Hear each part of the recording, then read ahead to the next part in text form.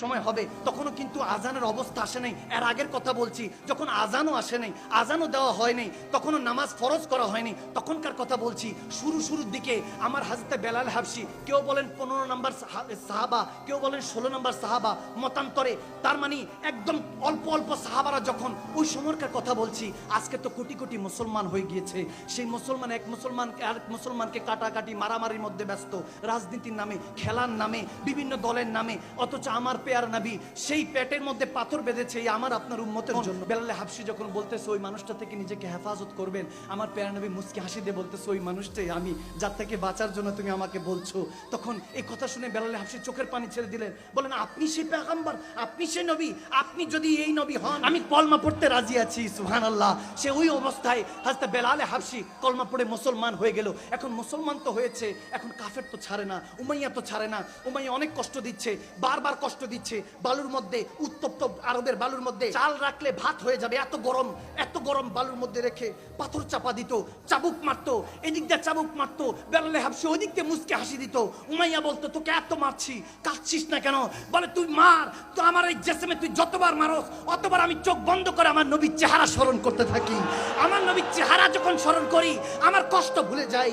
হায় হায়, ওই চেহারা মোবারক কেমন ছিল, যে চেহারা স্মরণ করার সাথে কষ্ট অনুভব হতো না, রক্তে জর্জরিত হয়ে যেতেন, তারপরে উফ করে কাঁদতেন না। হ্যাঁ, জখম পে জখম খাক জি, আপনে লাহু পে ঘুট পি, আহ না কর ইশক লাগি है दिल नहीं लगी। আরে যখন ইশক হয়ে যায় তখন আহ আর জুবান দিয়ে বের হয় না। সেই বেলাল হাবশী কষ্ট পেতে লাগলেন। যখন এই অবস্থা হলো, আমার নবী এক কোণার মধ্যে হু হু করে কাঁদছে। বেলাল হাবশীর এই অবস্থা স্মরণ করে আবু বকর সিদ্দিক দৌড়ায় গেলেন, ইয়া রাসূলুল্লাহ, ইয়া হাবিবাল্লাহ সাল্লাল্লাহু তাআলা আলাইহি ওয়াসাল্লাম, হাবিব আপনি কেন কাঁদছেন? বলে আমার বেলালের জন্য বড় মায়া হচ্ছে, কত কষ্ট করছে, কালমা পড়ে ফেলেছে, এরপর আমার বেলালের উপরেও অত্যাচার করছে উমাইয়া। যখন এটা বলতে লাগলেন তখন আবু বকর সিদ্দিক দৌড়ায় গেলেন, নবীজিকে কিছু বললেন না। বলে ইয়া রাসূলুল্লাহ আপনি শান্ত হন। দৌড়ায় আসলেন, তেনার ভাইকে, ওখানে হযরত আব্বাস দাঁড়িয়েছিলেন, তেনাকে ডাক দিলেন, ভাই একটু যান, আপনি উমাইয়ার কাছে যান, তার সাথে আমার সম্পর্ক বেশি একটা ভালো না, আমি মুসলমান হয়েছি, আমাকে দেখতে পারেন এখন, আপনি যান, যায়া বলেন বেলালকে কত টাকা দিলে সে ছেড়ে দিবে। হযরত আব্বাস গেলেন, হাদিসে এসেছে, যাওয়ার পরে বলতেছে 50 দিরহাম, এক জায়গায় এসেছে 100 দিরহাম সে চেয়েছে।